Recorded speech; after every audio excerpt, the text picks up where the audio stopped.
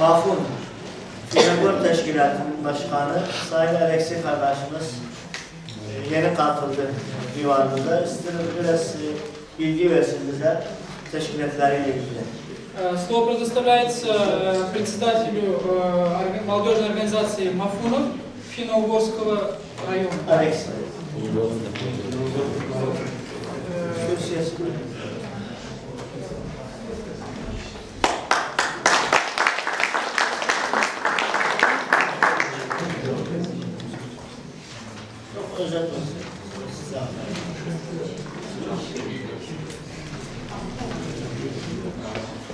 On ilo tervehtiä teitä, hyvät rahvas. Kiitos kutsusta ja on ilo olla vierainanne täällä Kaakkois-Suomessa Moldovassa tasavallassa. Terveisiä Karjalasta ja Mafun-järjestön puolesta. Это я на родном корейском языке. Поприветствовал вас, дорогие друзья. Благодарю за то, что мы имеем честь, наша делегация малочисленная из Мафуна, имеет честь побывать здесь, в Гагаузии, на вашем замечательном конгрессе. И, так сказать, от имени Мафуна, от имени финно-угорских народов, финно-угорской молодежи хотелось бы поприветствовать ваше мероприятие.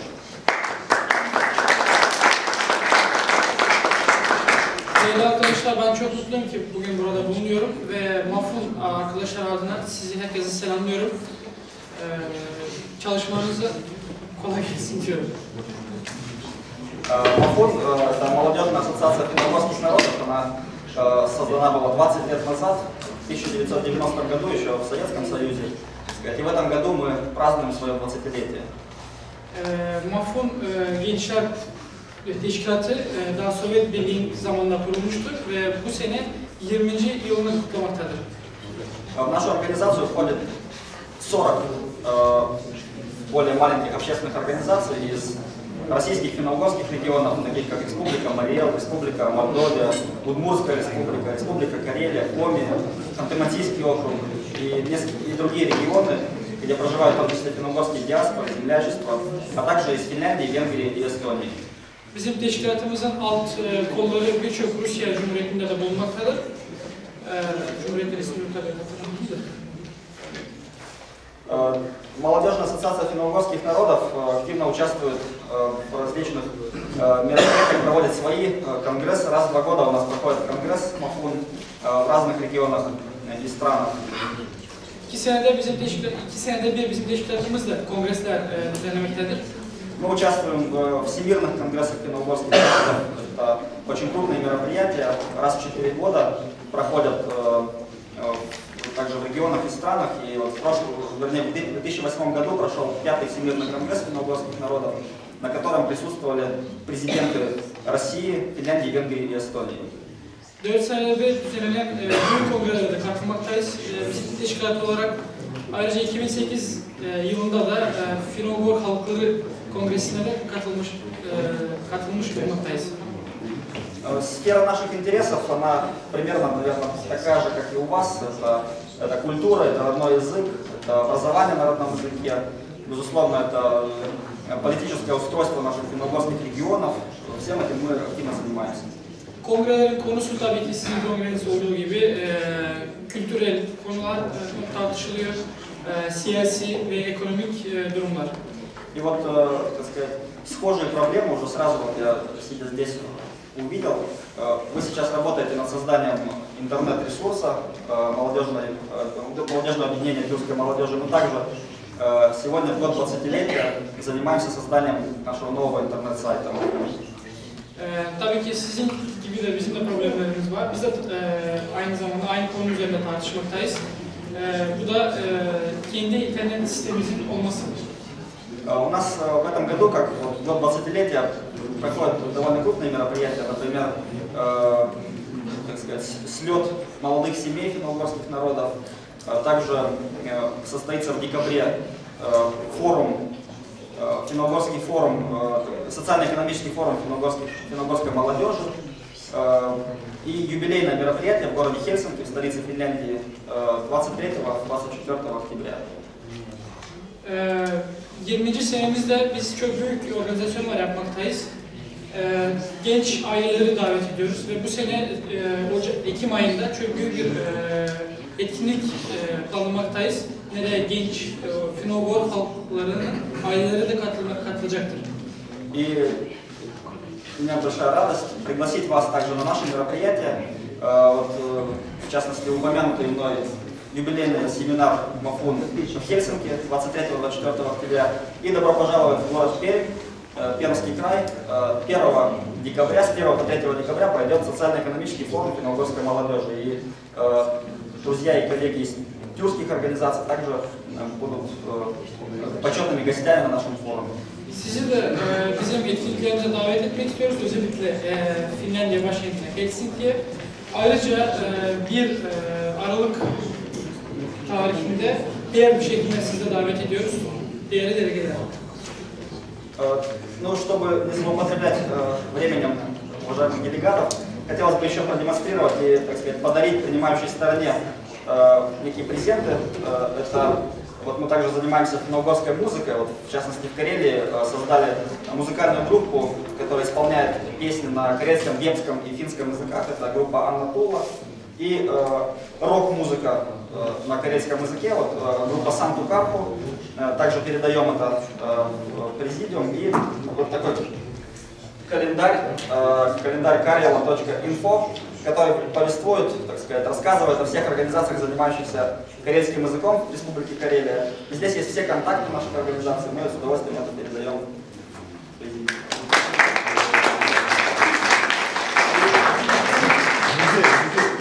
Спасибо за внимание. Я хотел бы еще пригласить сюда Василия Немечкина, который со мной приехал из Мордовии. Он тоже имеет слово и немножко расскажет, и подарок, так сказать, у него готовый.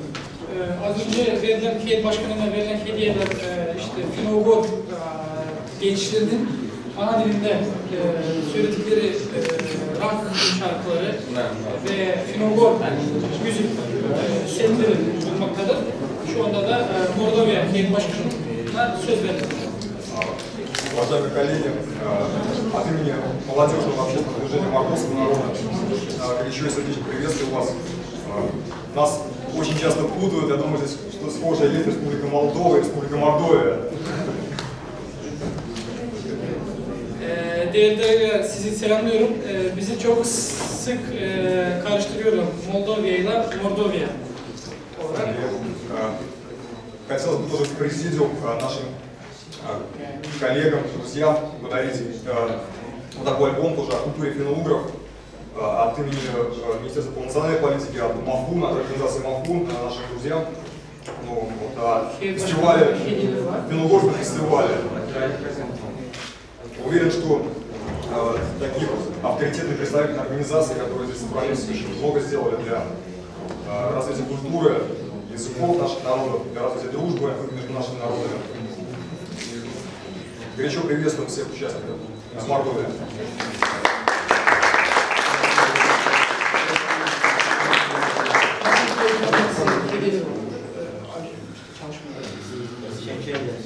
Большое спасибо и желаем Конгрессу плодотворной работы. Çok teşekkür ederiz. Gündemimizin ikinci maddesine geçiyoruz. Türk Halkları Kongresi. Tabii ki Türk Halkları Kongresi uzun yıllardan beri Kazakistan'da bir grup arkadaşlarımızdan bunu teşkil etmişler ve birkaç toplantısını yapmışlar. Ancak Dünya Türk Gençler Birliği olarak 2007 senesinde Makedonya'da gerçekleşen kurultayımızda Dünya Türk Gençler Birliği'nin önceki başkanı Sayın Hasan Ali Karasar'a yetki verilmiştir, imza toplanmıştır. Kendisi geçici başkan olarak Türk Halkları Kongresi'nin toplantıları ve teşkilatı yeni baştan canlanması. Мы переходим ко второй теме нашего сегодняшнего заседания. Это Конгресс тюркских народов. В 2007 году было принято решение проводить Конгрессы тюркских народов, и в организационной работе было передано предыдущему башкану, господину Хасану Ali Karasar. Ancak kendisi bu toplantıya bazı nedenlerden dolayı katılamadı. biz Dünya Türk Gençler Birliği olarak toplantını gerçekleştirdik. Bu saatten sonra, bu toplantıdan sonra Türk Halkları Kongresi'nin toplantıları Dünya Türk Gençler Birliği'nin çatısı altında devam etsin mi, etmesin mi? Bu bir. İkinci, к сожалению, Башкана на этом конгрессе с нами нету.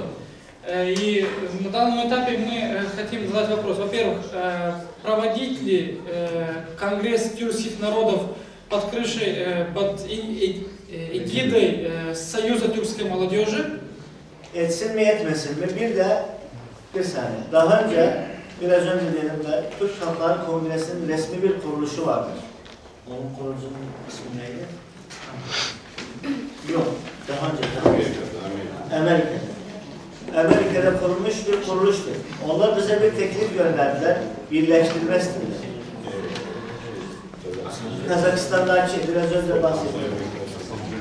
Kazakistan'daki Türk Halkları Kongresi bizimle birleşmek istediler. Çünkü aynı isim altında yani.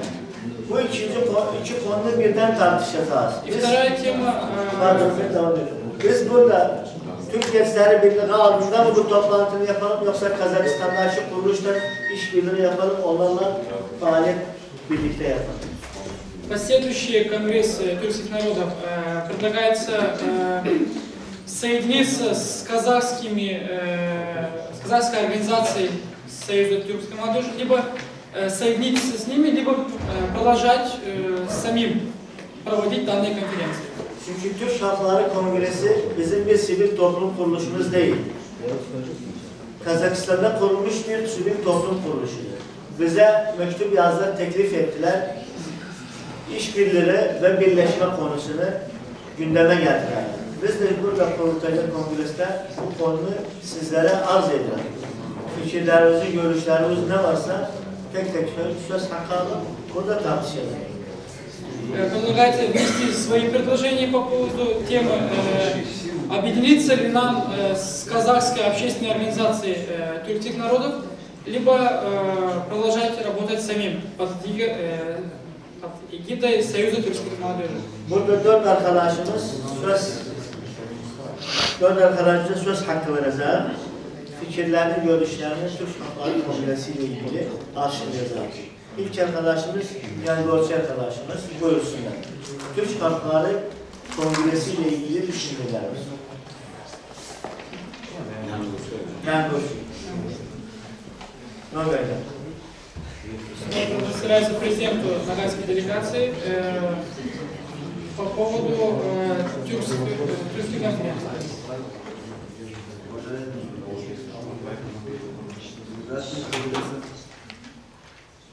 Когда в Македонии стал вопрос о создании Всемирного конгресса тюркских народов, я был первым, который поставил подпись под что нужен такой орган политический, потому что Мотоин многие вопросы не может решать. Мотоин — это организация молодых, это молодежи тюркская организация. Потом это...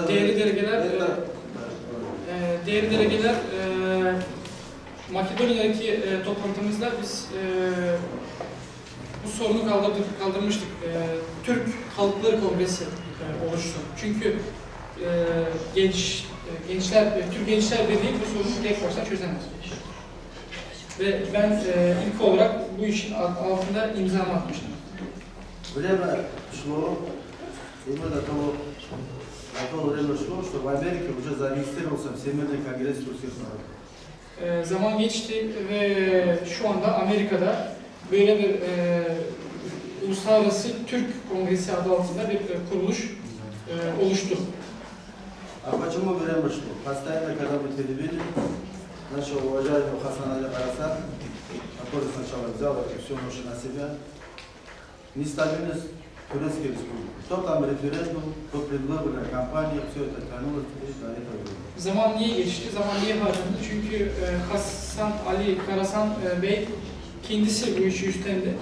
Ve Türkiye Cumhuriyeti'nde zaten sürekli bir siyasi bir karışıklık olduğu için bir zaman kaybı söz konusu oldu ve sorun hala sorun. Была ранее создана организация Ассамблеи тюркских народов. Daha önce Türk Halkları Asambleyası kurulmuştur.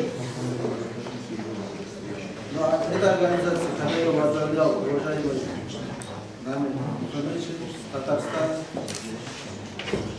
Ama bu organizasyon kendisi Muhammed Şin Tatarstan'dan başkanlığı istemiştir. Есть у меня архивные все документы, где он принимает все усилия, чтобы обратить внимание глав правительства, президента, глав правительства, где проживают тюркские народы. У него очень хорошие были приняты декларации, но ничего не добились. Bu Tatarstan'dan Muhammed Şin. Benim elimde tüm belgeler var. Bu beyefendi bütün Türk devletlerinin yönetimleriyle ilişki halindedir ve Türk halkları sorunlarını dile getirmeye çalışmaktadır. Потом организацию Ассамблеи тюркских народов возглавил Ильмур Умеров с Крыма. Sonradan bu derneği İlmi Umerov başkanlığını üstlenmiş. Kırım'dan kendisi. И на 5 лет эта организация пропала в Крыму. О ней вообще никто не слышал. Ve 5 seneliğine bu dernek kayboldu ve hiçbir bilgi bu dernek hakkında şu anda elimizde yok. За 5 лет этот президент не провел ни одного заседания, ни одной конференции, ни одного съезда. 5 sene içerisinde bu Kırım'daki başkan hiçbir toplantı düzenlememiştir. Потом появился Ерментай Султанмурат Шымкента, академик или профессор, который собрал всех тех людей, которые и раньше, лишь бы им поехать, обозначиться, посидеть в президиумах и приехать. А для своих народов ничего плохого нет. Bundan sonra Çimkent'ten Ermental Sultan Murat 2007 senesinde bir toplantı düzenlendi ve davet ettiği kişiler de zaten hiçbir iş yapmamaktadır. Sadece işte oturalım, konuşalım ve hiçbir soruna çözüm yaratmayalım. В одном из разговоров Хасанали Карасан сказал мне, что Султанмурат Ерментай усиленно ищет, чтобы мы соединились с ним. Bir konuşmada Hasan Ali Karasan bir söz söylemiş. Bu Ermental Sultan Murat şey teklifinde bulunmuş. Bizim derneklerimizi veya işte birliklerimizi birleştirelim. Я тогда сказал Харасану, если хочешь загубить эту организацию, то соединяйся. Karasan'a da şunu dedim ki eğer bizim birliğimizi batırmak istiyorsan birleşebilirsiniz. Нельзя нам объединяться. Ассамблея тюркских народов – это просто мертворожденный орган, он ничего не делает. Biz onlarla birleşemeyiz çünkü onlar zaten ölü doğmuşlar. Нам надо действовать отдельная организация. И МТМ нам надо отводить, потому что МТМ не решает многие политические вопросы, которые нас ждут. Ve biz onlardan ayrı çalışmalıyız ve Gençler Birliği'nden de ayrı çalışmalıyız. Çünkü Gençler Birliği, Türk Gençler Birliği sorunları çözemiyor. Я бы просил, уважаемый Паскаль и Диван, что каждый раз мы собираться не может, на этом конгрессе выбрать руководящий орган и все такие руководящие документы, с которыми мы могли бы пользоваться хотя бы на время, на установочное время. Heyet Divan Başkanı'na şunu teklif etmek istiyorum ki idaramızda yönetim kurulu seçelim. Çünkü biz her zaman toplanamıyoruz ve bu yönetim kurulu bütün belgeleri, bütün gereken işlemleri üstlensinler. Конгресс тюркских народов, для тюркских народов сейчас он нужен, важен, и его значение имеет очень большое политическое значение. Türk Dünyası Kongresi çok önemlidir ve çok önemli bir siyasi görev üstlenmektedir. Я очень рад, что наконец-то МТМ освободился от Курбажаклары и идет как отдельная организация, зарегистрировалась на Çok mutluyum ki Türk Dünyası Gençler Birliği Türk Dünyası Kongresi'nden ayrı kalmıştır ve ayrı bir kurum olarak hareket etmektedir. Я еще раз прошу вас, чтобы Конгресс, Всемирный конгресс турецких народов шел как отдельная организация, не общинский. Bir de rica ediyorum ki Türk Dünyası Kongresi ayrı gitsin, hiç kimseyle birleşmesin.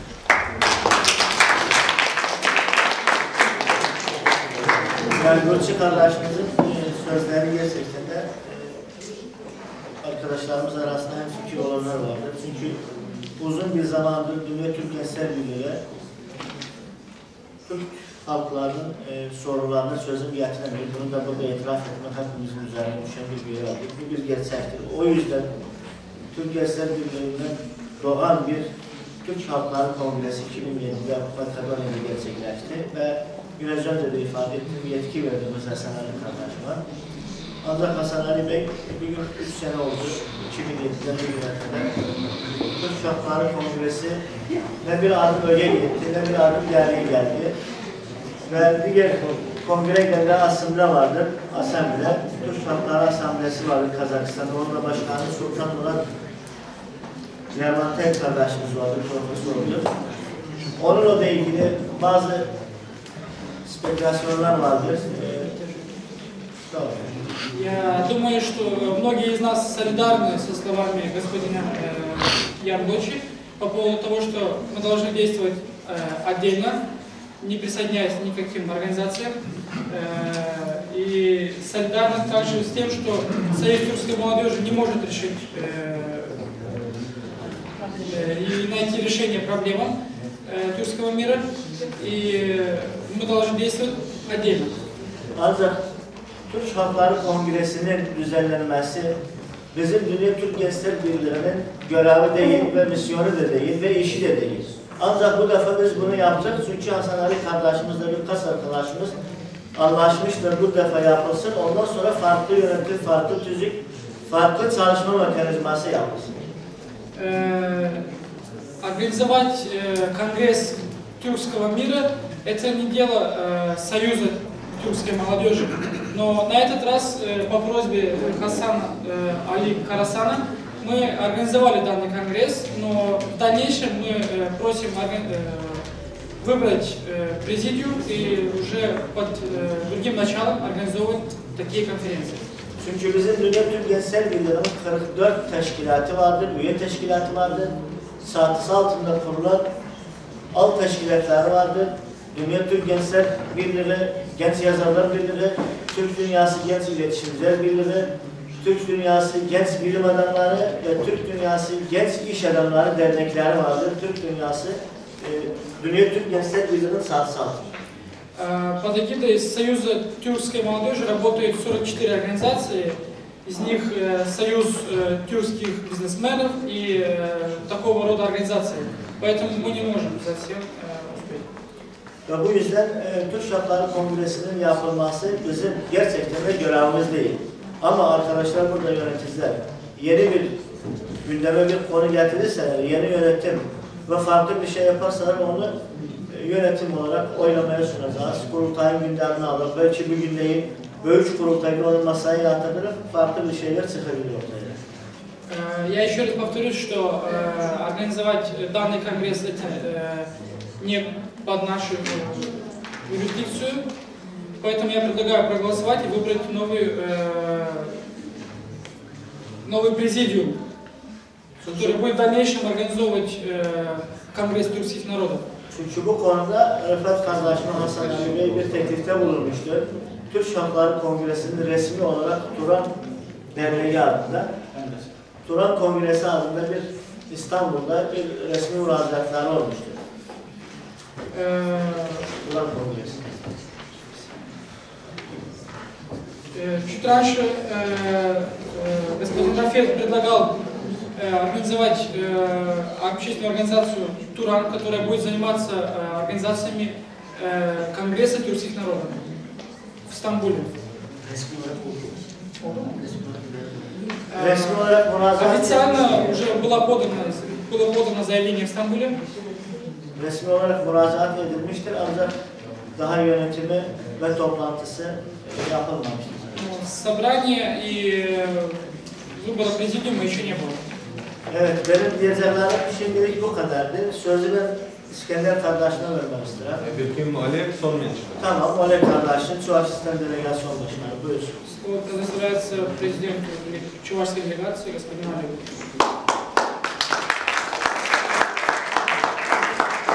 Benim kardeşimden rica ederim. Konuştuğumuz konuları, sorunları tekrarlamayalım. Yani aynı şeyleri tekrarlamayalım. Yeni bir şeyler varsa Türk Halkları Kongresi ile ilgili. Просьба не повторяться с одними и теми же проблемами. Если есть что-то новое, пожалуйста. Я думаю, что необходимость организации аналогии Ассамблеи тюркских народов она возникла неспроста. Мы в свое время вышли с предложением, видя, что эта организация бездействует, Туран Язгану. У меня состоялась встреча с ним по поручению Хасана Али Карасара. Мы предложили свои услуги. Ben de sizinle hemfikirim ki tam olarak ilgilerini yerine getiremiyor.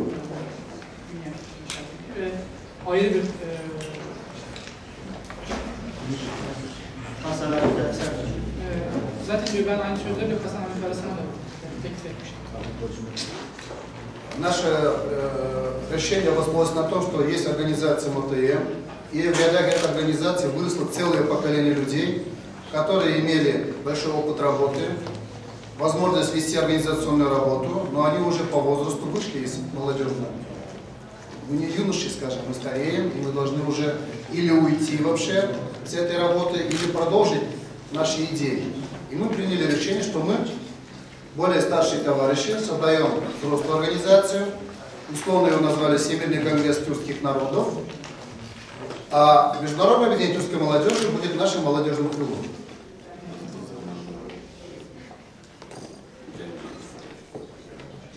Он не слышал дальше.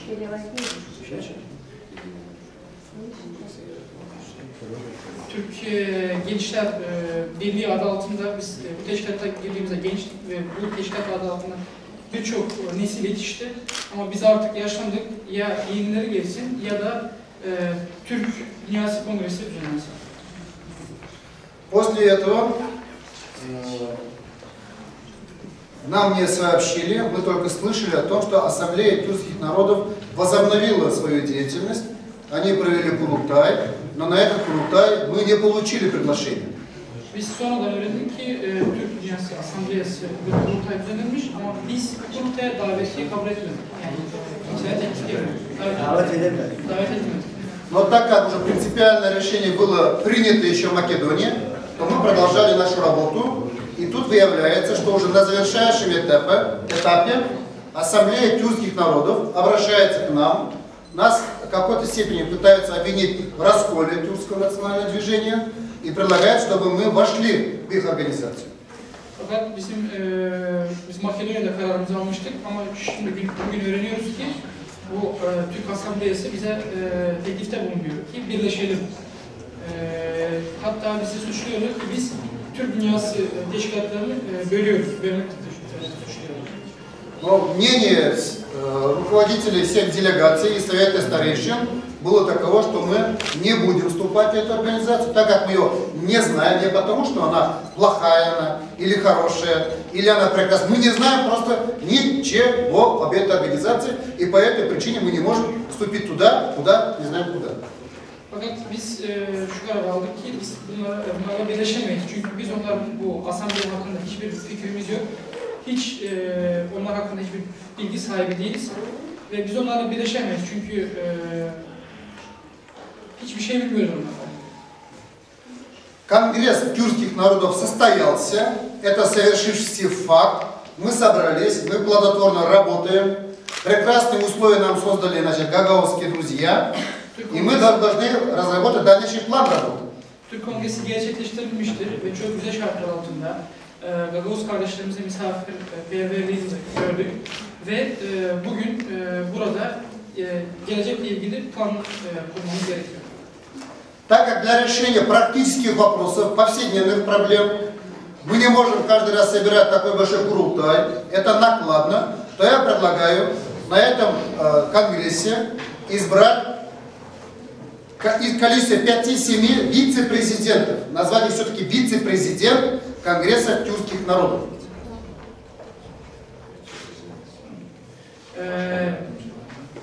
Bir şey teklif etti. Biz diyor her zaman toplanamayız bu kadar çok şekilde. 5-7 kişi olarak вице-президент seçelim. И передать этому органу все полномочия по ведению как переговоров, по уставу, по программе, по резолюции, а также по выборам предварительно президента Конгресса тюркских народов. Ve bu 5-7 kişilik heyete de yetkileri devredelim. İşte prezident, başkan seçimleriyle alakalı, yönetmeliklerle alakalı yetkileri onlara devredelim. С условием, что все эти решения будут приняты легитимными, если уже следующий наш Конгресс утвердит данное решение. Tek şart altında kararlar, aldıkları kararlar.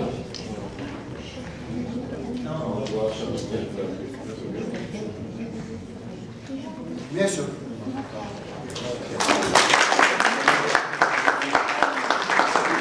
Evet, arkadaşların konuşmasından anlaşılır ki daha önce Kazakistan'da kurulan Türk Halkları Asamblesi ile birleşme olmayacak.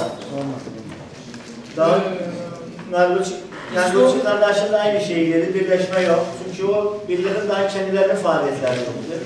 Из этих выступлений мы поняли, что мы не желаем вступать или объединяться с Ассамблеей тюркских народов, которая была создана в Казахстане. Orek kardeşimin teklifi yeni bir teklif getirir daha doğrusu. Türk Dünyası Gençler Birliği'nin divanına. Bu da çok büyük bir ağır güçtür gerçekten de. O da nedir? Türk Halkları Kongresi'ni Dünya Türk Gençler Birliği'nden kurulacak bir yönetim idare etsin. Ancak idari şeylere ayrı olacak çalışmaları. Çünkü biraz önce de dedim bizim Dünya Türk Gençler Birliği'nin çalışma faaliyetleri gençlere yöneliktir. Yok. Yanlış anlaşıldı herhalde. Yok. Bitirip ondan sonra. Bizim faaliyetlerimiz gençlere yöneliktir.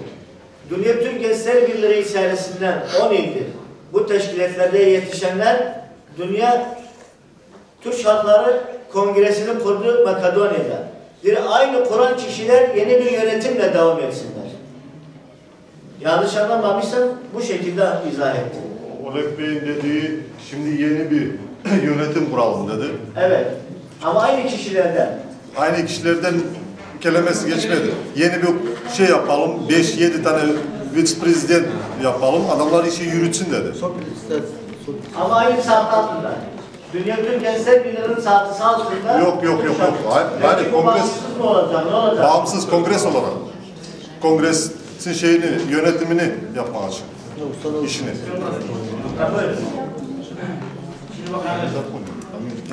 Buyurun. Bir saniye. Muhabbet kardeşim bir şey söyleyeyim. Şimdi biz bu kararı 2007'de aldık. Orada hepimiz birlikteydik. Hasan Ali Karasar bu görevi aldı. Мы это решение приняли в 2007 году в Македонии, и господин Хасан Али Карасар Rize. возглавил это движение. Şimdi tabii Türkiye'de kendi bazı problemler de olduğundan dolayı biraz bayağı gecikti. И, конечно же, из-за проблем, политических проблем в Республике Турция, решение этих вопросов запоздало. Şimdi biz bunu bir ay önce İstanbul'da, Türkiye'de biliyorsunuz Türk kelimesi kullanılmıyor. Türk halkları, yani Dünya Türk Halkları kurultayı olarak yapacaktık. Fakat Türk kelimesi kullanılmadığı için Turan kurultayı yaptık biz bunun ismini. İstanbul'da. Resmi olarak müracaatı yaptık. Месяц назад мы подали заявление на проведение конгресса под эгидой не тюркских народов, так как в Турции запрещено употребление слова «тюрк».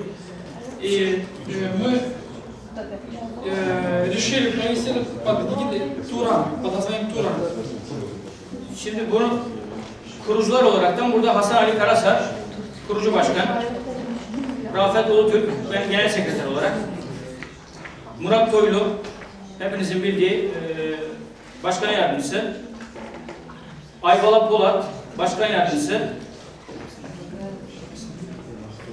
В президиуме этого конференции было был Хасан Али Караса, я Рафет Мутюр, Мурат Тойлу и Aybala Polat, Aybalak Polat. Mustafa Kemal Mahkumar, İsmail Erdem ve Nafi Yılmaz. Yani kurucular olaraktan bunlar. Fakat bu kurucular şey değil, yani bu kurucular sadece orada bize resmi olaraktan bu evraklar lazım olduğu için bunu acilen böyle yapmak zorunda kaldık. Yani bu kurultaya yetiştirelim diye. Но имена этих учредителей были чисто фиктивными, так как нам нужно было срочно подавать официальное заявление. Burada yeni bir yönetim kurulursa yeni tekrar bir yönetim yalnız şart olarak tabii Türkiye vatandaşlığı aranacak bunlardan. Yani oradan yönetim olarak. Ama bunu biz LTGB'de çözdüğümüz için yani dışarıdan yönetim, ayrı yönetim olacak, orada da başkan olarak birileri bir başkan bir şey olabilir, diğerleri dışarıdan da hep toplumdan alabiliriz. Şimdi derneğin içerisinde bir tüzük koyduk. Yani sivil toplumlar da üye yapma. Sivil toplumlara. Türk Gençler Yok. Turan projesi. Turan Projesi. Yani buraya hepsini tek çataldan toplayacağız. Fakat resmiyet olarak da Türk vatandaşı, yani burada yönetim olarak da olması gerekiyor. Для учредителей Курултая Туран нужны граждане только Республики Турция, но может только избрать президента из Турции, а помощники пускай будут из различных стран. Yani o sebeple şimdi o zaman yeni kurulmanın şeyine bence bir gerek yok. Hazır bir tane bir teşkilat var zaten. Yeniden tekrar kurulması gerekirse kurulur zaten, teşkilat kurmak problem değil. Я предлагаю продолжать работать с этими же учредителями, которые подавали заявление в Туран. Но если вы думаете, что нужно избрать новых учредителей, то... Evet, Rıfat Bey açıkladı. Şimdi İskender Bey'i dinleyelim. Buyursun.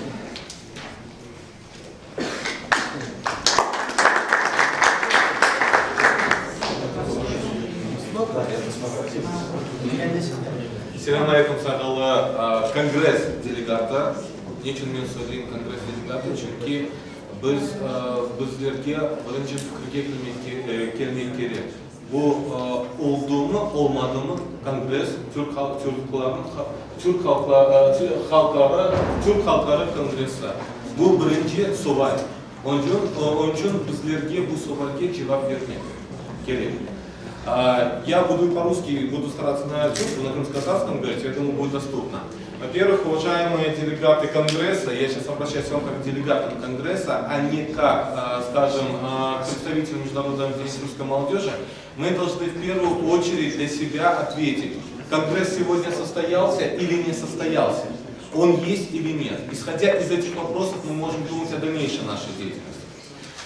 Эконжи меселе, ве эконжи соваль. Bunda bizga xabar berdilar, ATN haqida ve Dünya Türk Halkları Kongresi. Bizde nasıl maksadı var? Biz ne iş yapmayı istiyoruz? Biz söyleyimiz dünyada Türk birlik olmak gerek.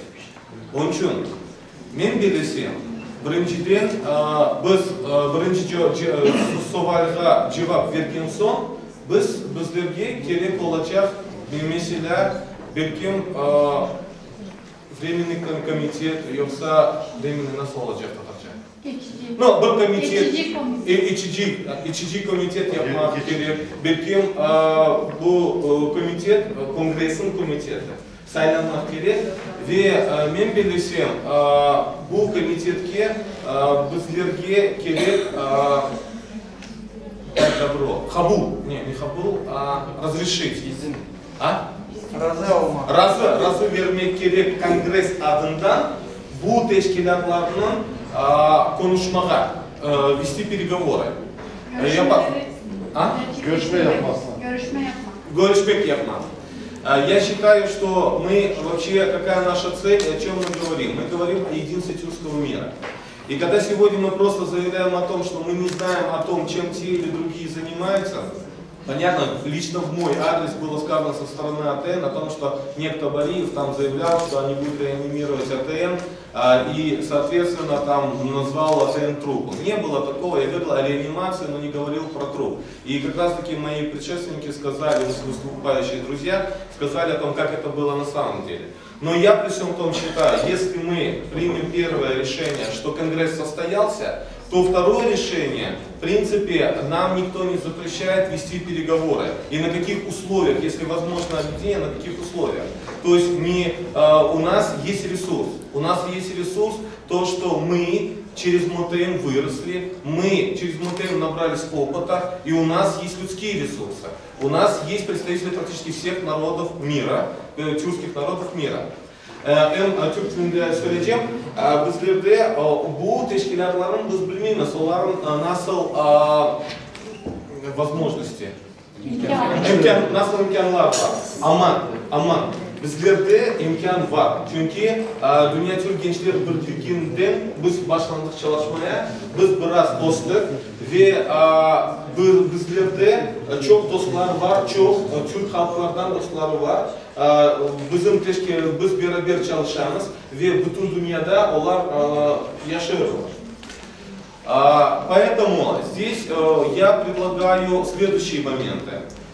Если мы все-таки считаем, что Конгресс состоялся и нам нужно действовать с этой позиции.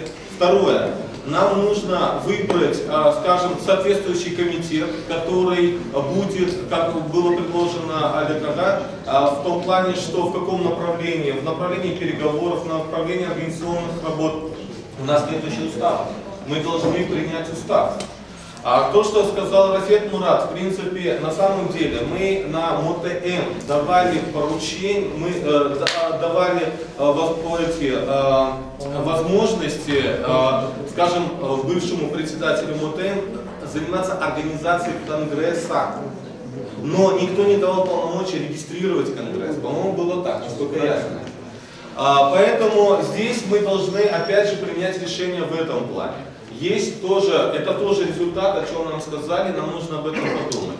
Но я все-таки думаю о том, что первоначально нам нужно поставить задачу, что Конгресс состоялся, раз.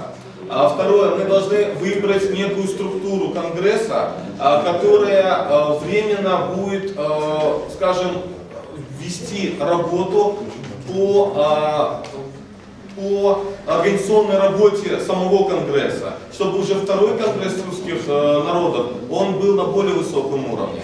Я имею в виду на более высоком организационном уровне не в том плане, как мы кушаем, где мы проживаем, а на более высоком в организационном плане, чтобы был уже готов проект устава, чтобы были готовы проекты различных нормативных документов нашего Курултая. И кроме того, чтобы у нас были наработаны уже вопросы о возможном или невозможном взаимодействии с другими вот этими тюркскими международными объединениями. Менің фикрім böyle. Біріншіден, біздерге қарарға келмек керек, бүгін бар ма біздің конгресі, yoksa yok.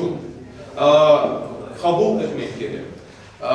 İkinci mesele, bizlerge gerek idarenin sayılamağa, bu nasıl временный еще раз? Geçici idare ve bu geçici idare hazırlanacak tuzluk, hazırlanacak bu başka Türk dünya teşkilatlarının çalışacak ve biz gelecek kongresi bu komitetin hazırlanacak. Biz kısmet olsa gelecek kongreste biz tuzluk kabul edeceğimiz ve bakacağımız bizge bugün çalışmak gerek nasıl maksadımız bizde var. Нечем без и чем мы отличаемся от других организаций для того, чтобы с ними вести переговоры и в том, чтобы привлечь внимание больше тюркских народов. Diğer organizasyonlardaki farkımızın ne olduğunu... Da, nasıl farkımız var başka teşkilatlarının ve nasıl bizim en yüksek maksatlarımız var. Dünya Türk Gençler Birliği'nin hakkında Ну, men belesem birinchiden Dünya Türk Ali Bey söyledi. Bu biz yakınca çalışmak gerekmiz mutlaka. Çünkü bu genç krilo. Молодежный. Да, genç kanatı olacak. Ama men belesem, men yaramazlık görmeyeyim eğer Dünya Türk Gençler Birliği будет учредителем. Kurucu, bu kongresin kurucu olacak. Çünkü bizde Dünya Türk Gençler Birliği'nde çok büyük insanları var, farklı insanları var ve onlar aktif iştirak edecekler kongrесте. По-русски договорю.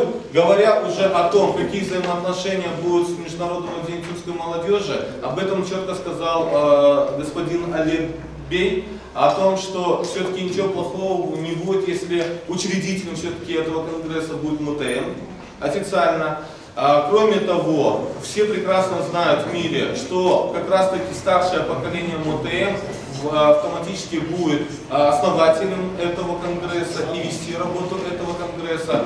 Ну и, соответственно, будут четкие взаимоотношения между молодежным крылом и, скажем, конгрессом тюркских народов. Поэтому я хотел бы, чтобы мы поговорили и побольше обменялись такими мнениями и, опять же, вернулись к тем вопросам, которые я поставил, и постарались ответить.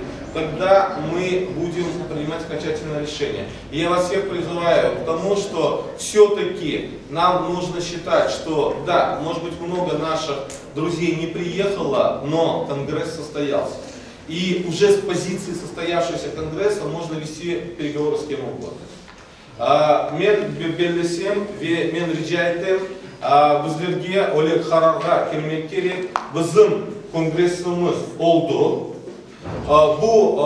Bu karar reyge koymak gerek bu kararı ve kongres olgan son hem konuşmalar yapmak gerek olacak ve çalışmak gerek olacak. Teşekkürler. Sağ olun. Ben İskender Bey'in kardeşimin bilgilerle yorum yapmayacağım. İdil Bey kardeşimiz de konuşsun, ondan sonra ikisine birden divan olarak yorum yapacağız. Buyurun.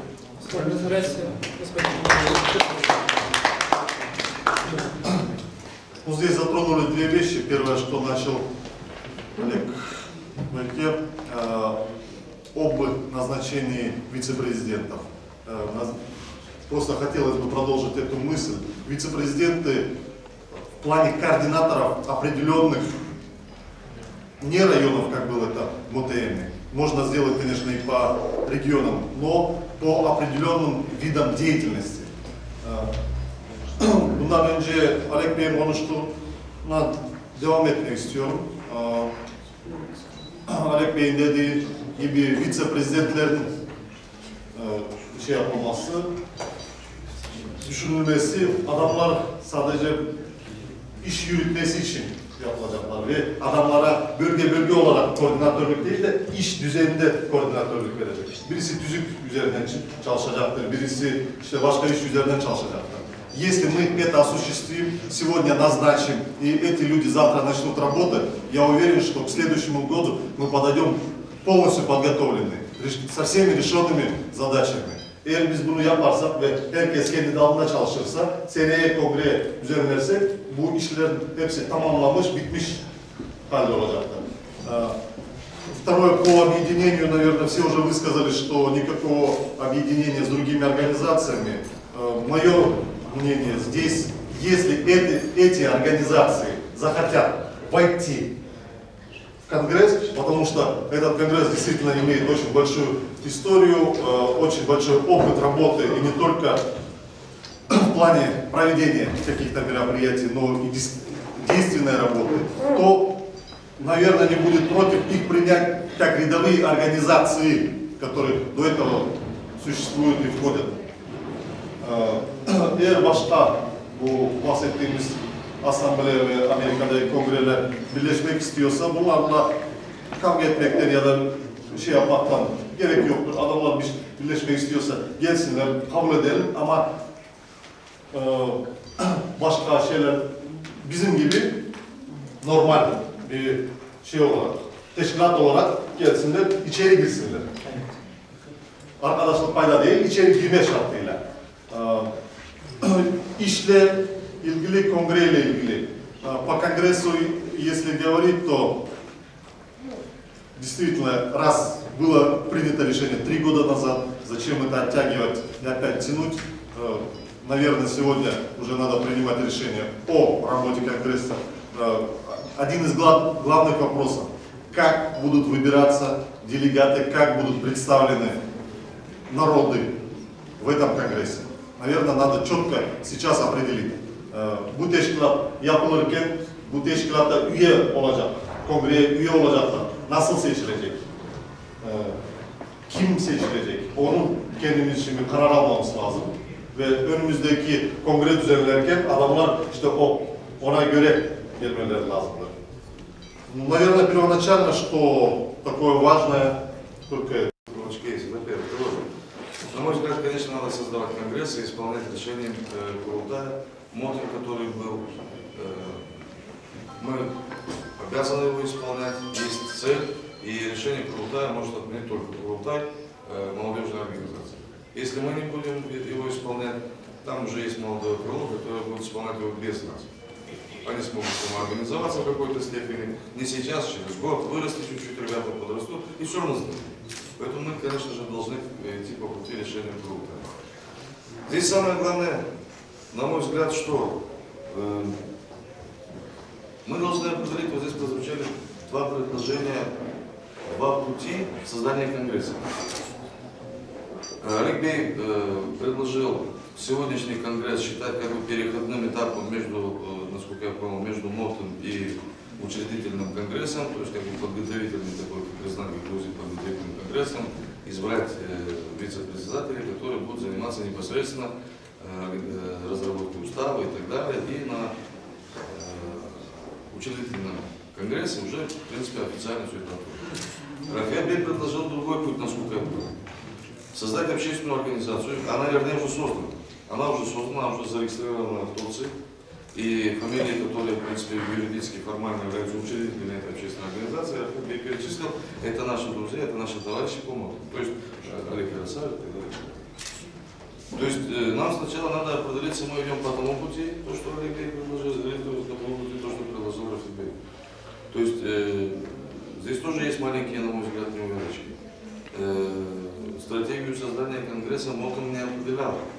То есть решение о создании этого Турана и через него, это может быть тактический ход такой, но я не помню, чтобы мы его на МОТом обсуждали, что это должно быть именно так.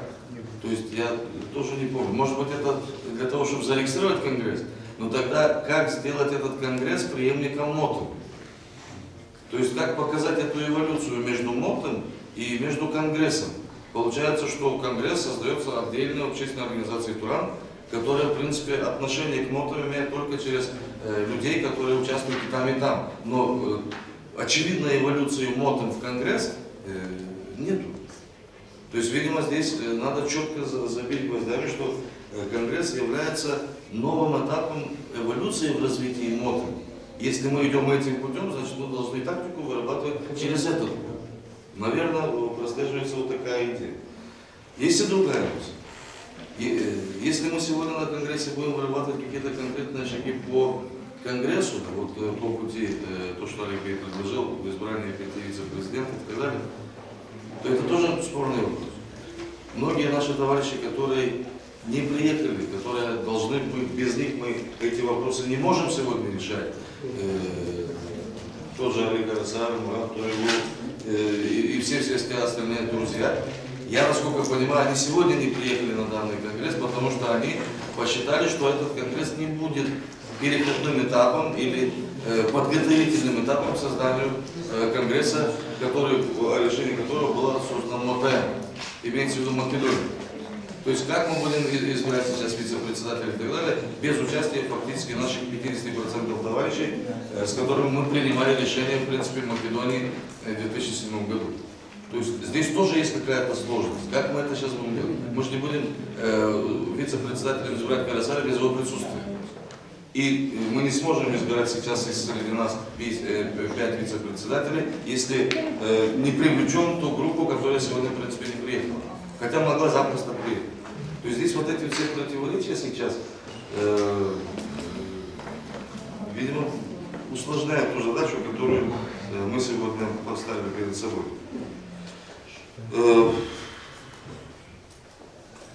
Я хочу подчеркнуть, что сегодняшний наш конгресс является ярким примером умения ядра МОТО самоорганизовываться,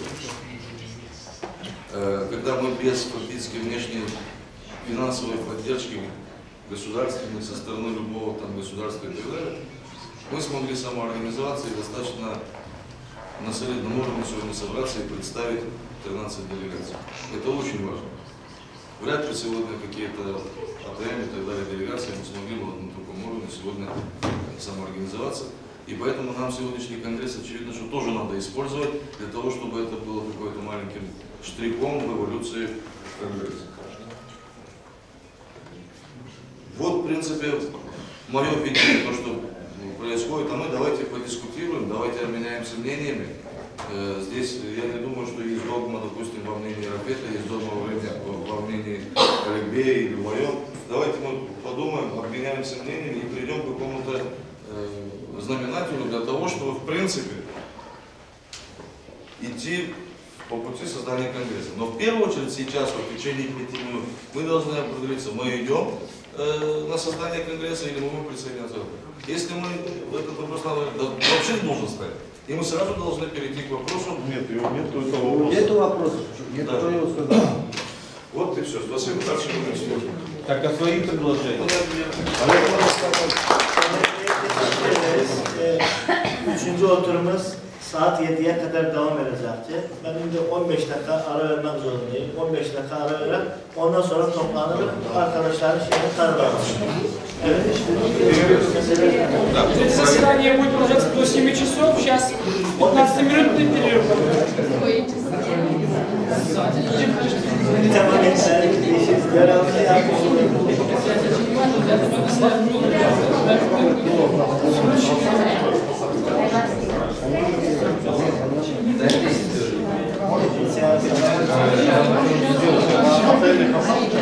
И, друзья, мы продолжаем наше заседание сегодняшнее. Олег Федорович.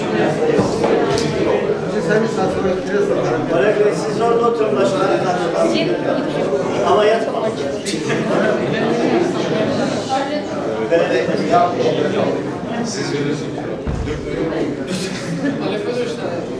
Arkadaşlar, Türk Halkları Kongresi ile ilgili 5 arkadaşımız konuşma yaptı. Мы прослушали выступление 5 наших друзей. Kendi fikir ve düşüncelerini aktardılar. Они высказали свои мнения. Türk Halkları Kongresi, Rıfat kardeşimin açıklamasına göre bir ay önce İstanbul'da resmi müracaatlarını yapmışlar. Как и сказал господин Рафет, месяц назад была провозглашена 7 kişiden oluşan bir geçici yönetim. Geçici yönetim, Türkiye Devleti'nin resmi organlarına müracaat etmişler. Учредительный комитет, состоящий из 7 человек, подал официальное заявление в турецкой инстанции. Ancak bu yönetim geçicidir ve isim olarak da Turan Kurultayı olarak Но этот комитет, учредительный комитет временный. İsim olarak da Turan Kurultayı ve bir tüzük takdim etmişler devlete. И имя было Туран Курултай, и они подали заявление устав. Ancak bunun 6 ay süresi vardı. 6 ay içerisinde isim değişiklikleri yapılabilir, tüzük değişiklikleri yapılabilir, adres değişiklikleri yapılabilir. Yönetim kurulu, geçici kurucu üyeler de değişebilir. В течение 6 месяцев можно изменить устав, можно изменить адрес, можно изменить название и либо переизбрать временный учредительный комитет. O yüzden biz uzlaşarak heyet başkanlarıyla bir komisyon kurulmasına uygun gördük. Bu komisyon 5 kişiden oluşur. Buradaki 5 kişi, 2 kişiden Türkiye'de 7 kişiden oluşan bir komisyon. Поэтому мы решили избрать новый учредительный состав из 5 человек. 7 kişi. Из 7 человек, 5 из них находятся здесь, а 2 из Турции, Стамбул. Türk Halkları Kongresi'nin tüzüğünü, çalışmalarını, ismini ve son olarak bir teşkilat olarak her şeyini takip edecekler bu 7 kişi. Эти 7 человек напишут устав, имя Türkского Конгресса Türkских народов. Bundan sonra biz Dünya Türk Gençler Birliği olarak manevi destekimiz Türk Halkları Kongresi ile olacaktı. В дальнейшем Союз Тюркской молодежи только формально будет поддерживать. Onlar kendi yönetimlerini seçecekler, kendi kongrelerini yapacaklar.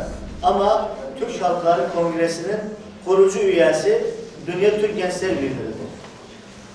Они сами будут организовывать свои курултаи, но kurucusu yani. Но организатором этих собраний будет продолжать Союз Тюркской молодежи. Bu arkadaşların ve komisyon arkadaşların adlarını okuran 5 kişi burada. Gagavuz yerinden Oleg kardeşim, Kırgızistan'dan İdil, Nogay Dağıstan'dan Yangurçi kardeşimiz, Kırım Tatar'dan İskender kardeşimiz ve Sıvaçistan Oleg kardeşimiz. Bu 5 kişi. Türkiye'den de Hasan Ali Karasar ki Türk Halkları Kongresi'nin geçici başkanıydı. Bir de Refat kardeşimiz genel sekreter olarak 7 kişi Türk Halkları Kongresi'nin geçici yönetim kurulu üyeleridir. Yani komisyon olarak. Хорошо. Имена Хасан Али Карасар из Турции, в качестве секретаря Рафет Улутюрк, из Гагузии Олег Горизан, из Кыргызстана Идилбей, из Ногай Дагестана Янгурчукбей, из Крыма Искендер Бараев, из Чувашистана Олег Bey. Bunu biz kurultayın, kongrenin bir kararı olarak oylarımıza sunmak istedik. Kabul ederseniz herkese ayrılmasın. Мы хотим выдвинуть это на голосование. Если вы согласны, пожалуйста, проголосуйте за, подняв. Kabul edenler kabul edilmiştir. Teşekkür ederim.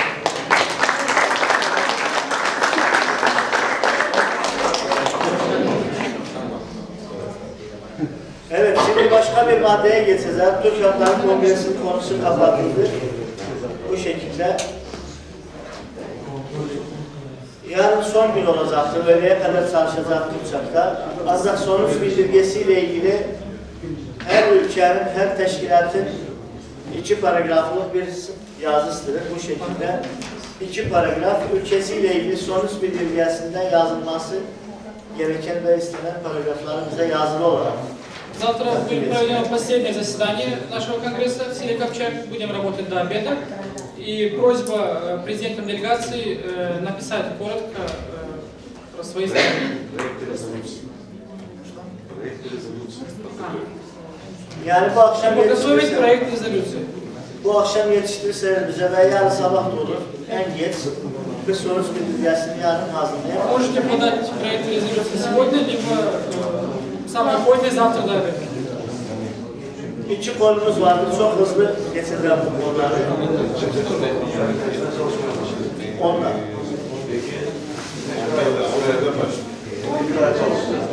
Öğleye kadar, 1'e kadar. Kaç saat olarak? 1 saat mi? 2 saat. 2 saat. Maksimum. 2 saat. Süre. Sonuç bildirgesini yazacağım. 11'de başlıyor. 11'de de başlar ama 1'e kadar. Federasyon komisyası çalışacak. Daha zaman olacak onunda. Dinlensin. Arkadaşlar 2 konumuz vardır.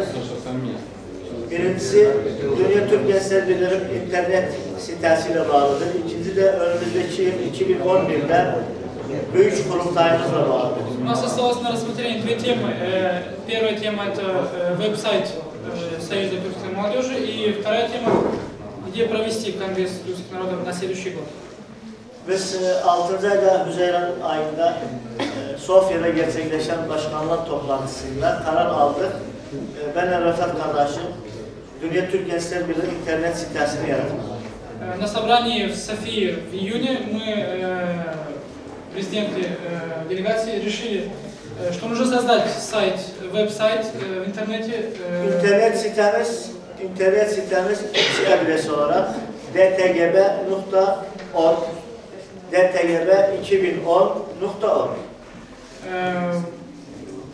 Адрес веб-сайта возможен в двух вариантах. dtgb.org либо dtgb2010.org.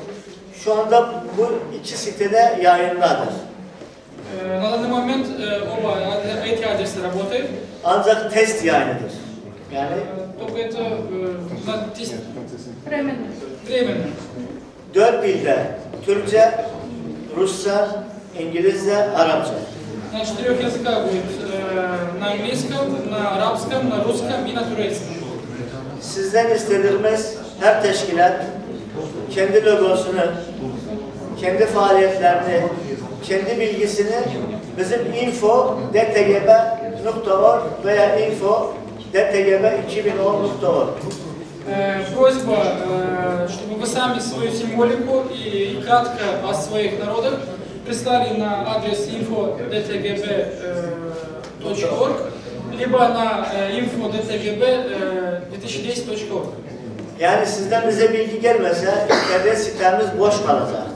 Если вы не пришлете свою символику и кратко о своих народах, то как бы сайт просто будет пустовать. Gerçi hepinizle ilgili bizde bilgi var ama bilgiler eskidir, güncelleşmemiştir. Sizden yeni bilgiler istedim, bizde olan bilgileri güncelleştirmek için. У нас вся эта информация на самом деле имеется, но мы хотим обновить. В наших руках старая информация. Bizim siteye bakabilirsiniz. Hem .org hem de dtgb 2010'dan da bakabilirsiniz. Oradaki grafik tasarım ayrıdır. Rıfat kardeşimizin de böyle bir grafik tasarım çizmiş. Biz ikisini birleştirip en uygun şekilde ise dtgb.org, dtgb2010.org olarak siteyi önümüzdeki hafta ciddi bir şekilde güncelleştirmeye çalışacağız. Ama sizden yine bilgileri bekliyorum. Оба сайта работают, оба адреса работают, но графика на них пока что разная. Мы решим, на какой графике остановиться, соединим и в ближайшее время вы сможете уже посещать наши сайты. Yani lütfen unutmayın çünkü 18 yıldır 2092 senesinden de DTGB kurulmuş, bugüne kadar resmi bir sitemiz olmamıştı. Пожалуйста, не забудьте отправить информацию, так как мы уже 18 лет как функционируем, как Союз турецкой молодежи, и у нас, к сожалению, до сих пор нету, точнее не было сайта. Ancak şahsi siteler olmuştu. Avrupa'da, Hollanda'da, Almanya'da, Türkiye'de uzantısı .com olmayan şahsi siteler olmuştu DTGB adına. Только до сих пор были личные веб-сайты на имя DTGB, но не с браузером .com, а другими странами, например, из Голландии, из Германии и из других стран. Ekrem kardeşimizin desteğiyle biz bir ay demişti, 3 ay demişti bize kendisi. Biz bir ayda test yayına girdik. Şimdi bu ayın sonunda 3. ayı doldurur. Yani 1 Eylül'den itibaren de sitemiz resmi olarak yayına başlaması lazım. При помощи нашего башкана Экрембея мы планировали в течение 3 месяцев запустить тестовый режим сайта, но мы запустили в течение месяца, и с 1 сентября уже думаем запустить в полном объеме работу сайта. Sitenin adresi kimsenin aklında kalmasa da Google'a girsin, DTGB yazsın. Hem Google'da hem de Facebook'ta sitenin adresi çıkar. Yani en kolay yolda Google'a girersin, DTGB yaz. Hem Facebook sitemiz çıkar hem de org sitemiz çıkar. Если кто-то забудет адрес сайта, можете просто написать в Google DTGB и выйдет и в Фейсбуке, и просто адрес нашего сайта. İnternet sitesiyle ilgili söz almak isteyen var mı arkadaşlar? Кто-нибудь хочет высказаться по поводу Yoksa интернет-сайта? başka bir konuya geçeyim.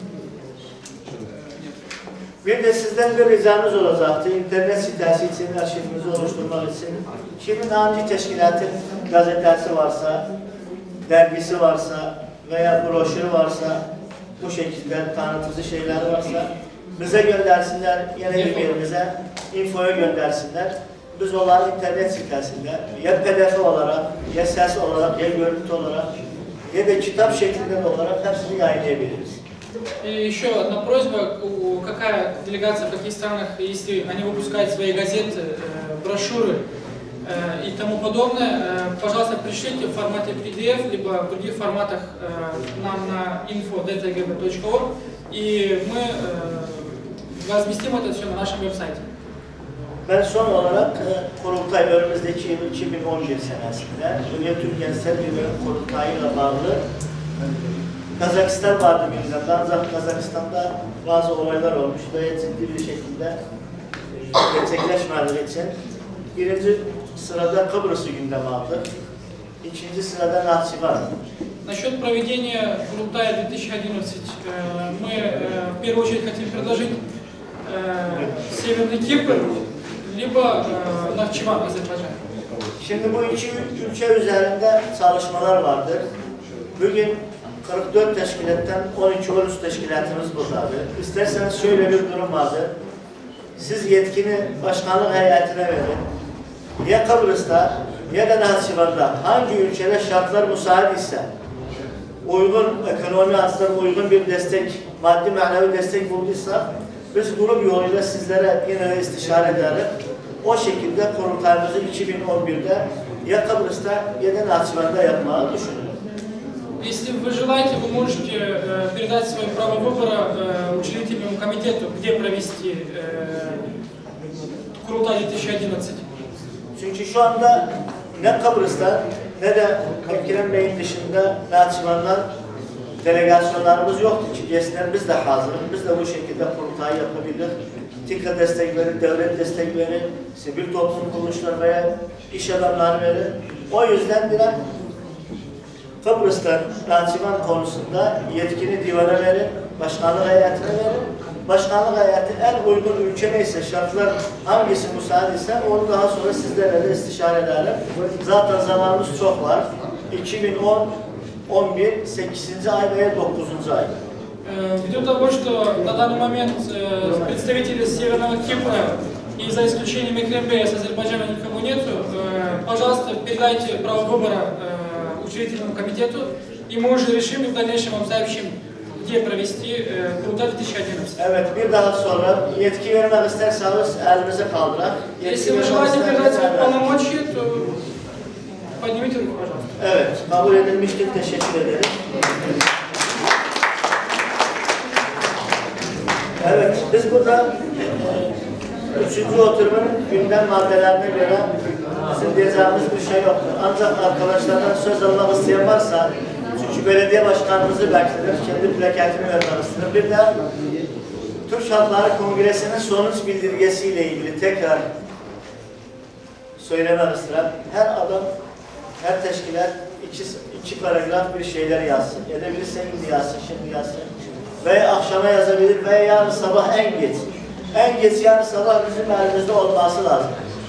2 paragraf sonuç bildirgesiyle ilgili. Если кто-то хочет высказаться, то пожалуйста. Если нет, то мы закроем заседание. И еще раз маленькая просьба. Sabah belediye binasına getirebilirsiniz. Предоставить, каждая сторона пускай предоставит проект резолюции. Yani sonuç bildirgesi Сегодня вечером, либо максимум до завтрашнего. Hatta arkadaşlar bir ülke katılmamışsa onun problemiyle ilgili sonuç bildirgesinde bir paragraf yazabilir. Örnek olarak Kıbrıs yoktu.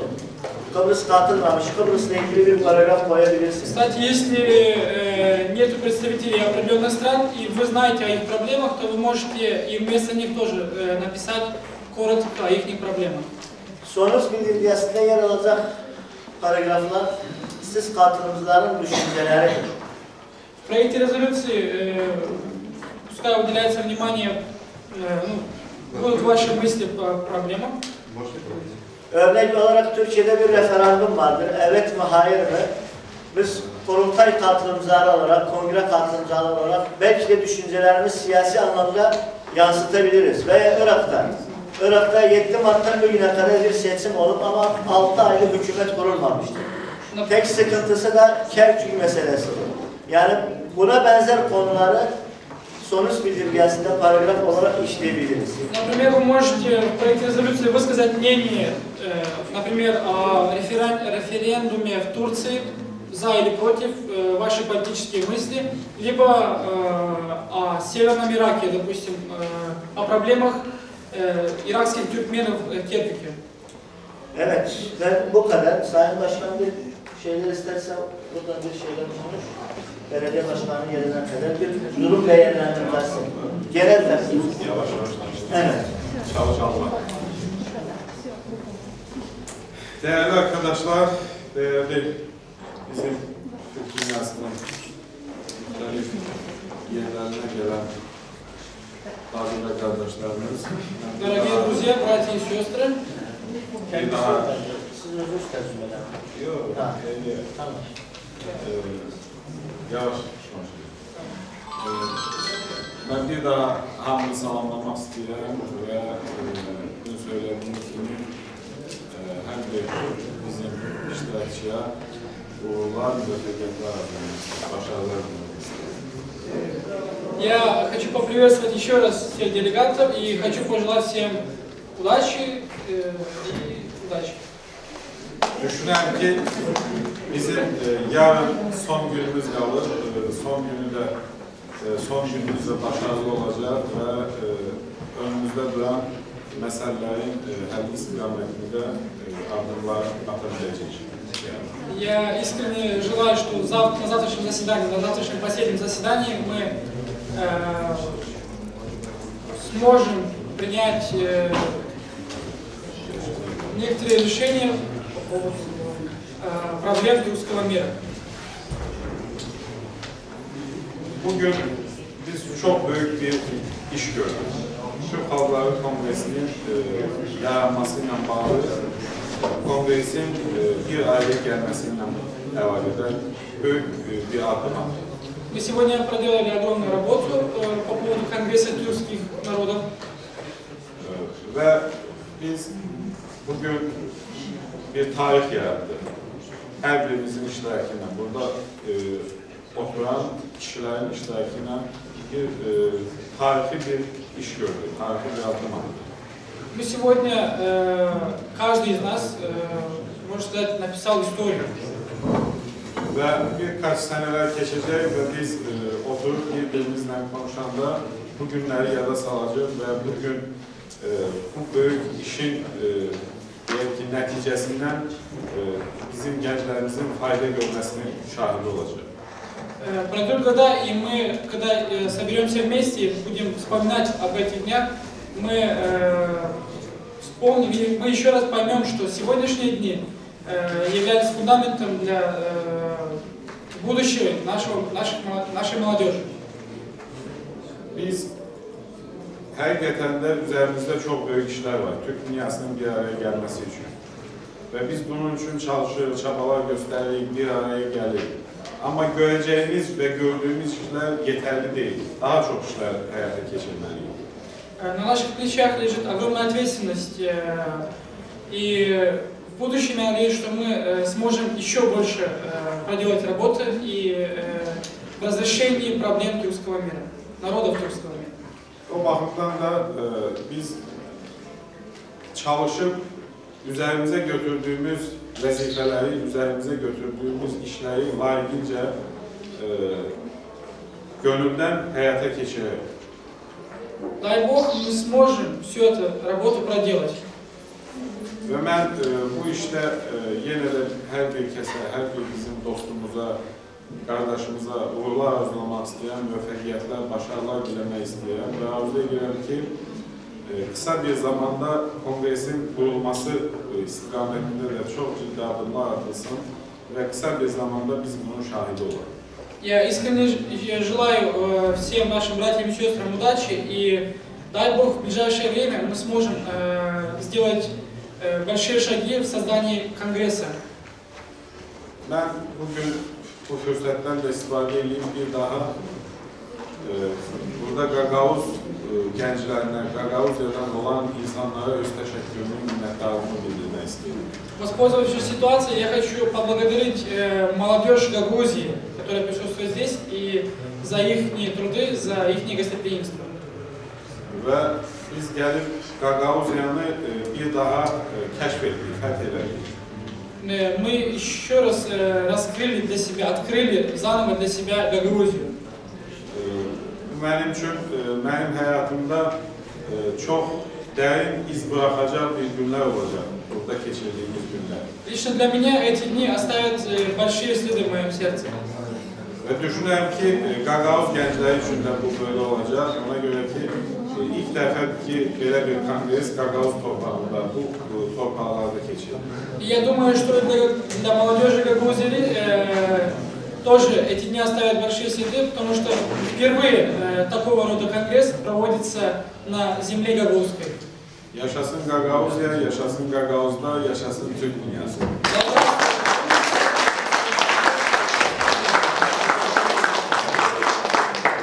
Sayın Başkanımıza teşekkür ederim konuşmasından dolayı. Gerçekten de güzel bir konuşma oldu, az oldu, öz oldu. Evet Oleg Bey, Başkanımızın karşısında biraz havada sıcak oldu. Başkanımız geldi. Başkan geldi. Evet, biz de ta başkandan söyledik. Söz edeceğim.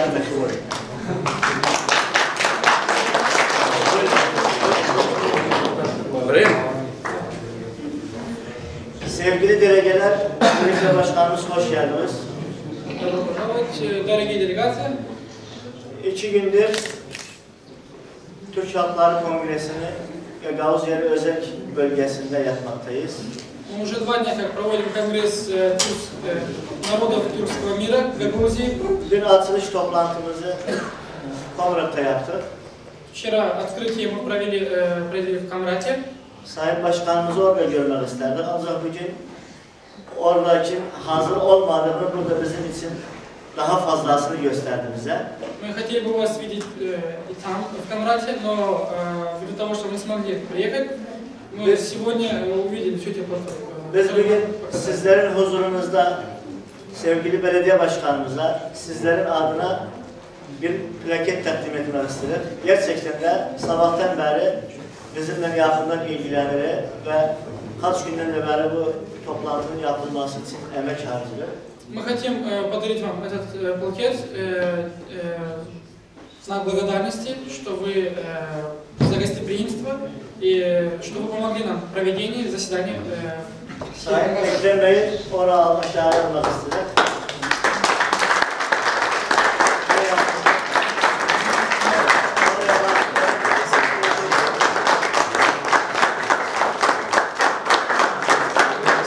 Bir saniye daha da fotoğraf çekeceğiz. Fotoğraf çekelim. Hüseyin Bey.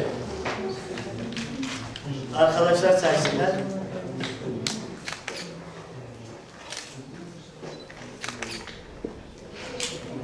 Спасибо. Evet, teşekkür ederim. Bu vesileyle de Sayın Başkanımıza kısa bir söz verir. Öz duygularını, düşüncelerini versin. Президиум,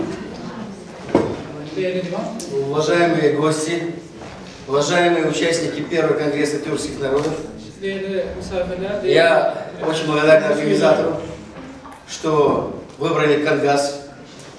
Хотя, конечно, вы знаете, что все это было очень неожиданно.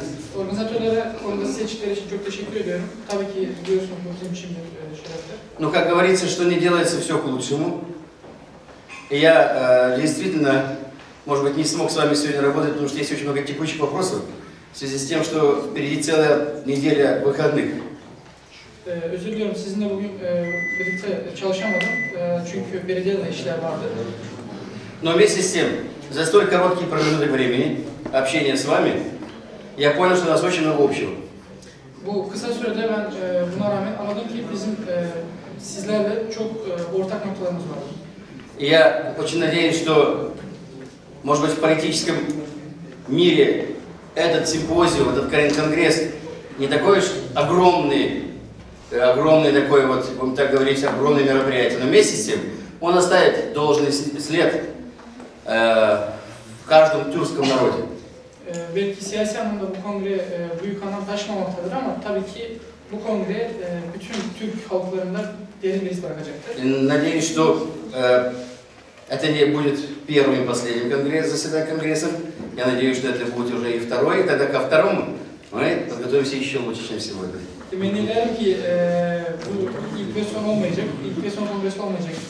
İleride de devam edecek kongreler ve ikinci ve üçüncü kongreler için biz daha iyi hazırlanırız. Я знаю, что впереди еще большая программа, и завтра, и послезавтра, и так далее. Я уверен, что эти дни пройдут тоже так же плодотворно, как и сегодня, поэтому я постараюсь в подведении итогов уже в Копчаке обязательно побывать. Ну и еще раз хочу всех вас поздравить действительно с этим праздником. Это праздник.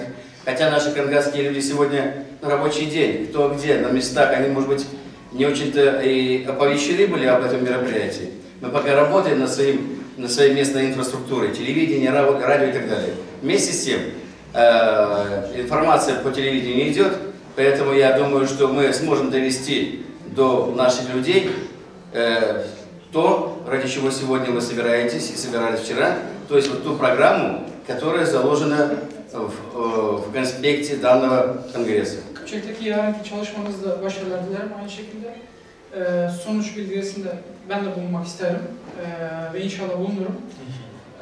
Maalesef bugün hafta içi olduğu için bütün insanlarımız çalışmaktadır ve birçoğunun haberi bile yoktur.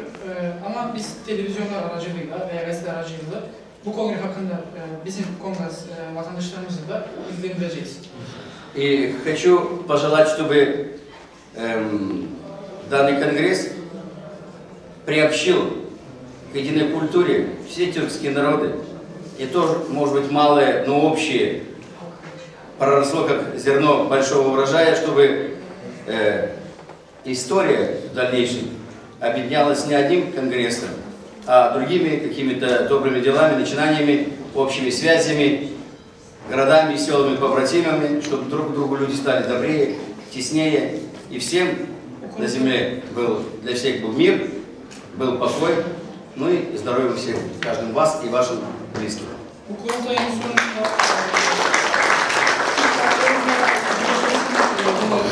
Ve ileride sadece kongrelerde değil ama işte kültürel faaliyetlerde ve diğer faaliyetlerde de birliktelerimizi kongrelerde değil, işlerle anlayalım.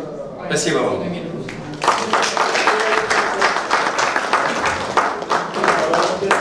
Yok plaketini bıraktık. Olev Bey siz de gelin. Siz de kalkmayın.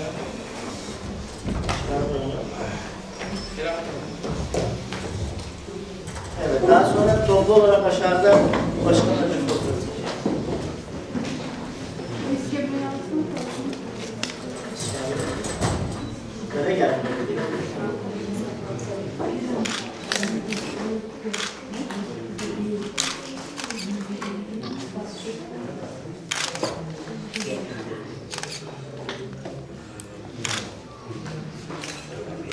Evet arkadaşlar, sizlerin adına başkanımıza teşekkür ederiz. Hepimiz aşağıda bir toplu fotoğraf başkanımızla. Burada yürüyüşürüz. Burada yürüyüşürsen burada çeker. Burada. Arkadaşlar, burada çektim. Fotoğraf burada olursa gel. Давайте здесь сфоткаемся, общий сделаем и пойдем дальше.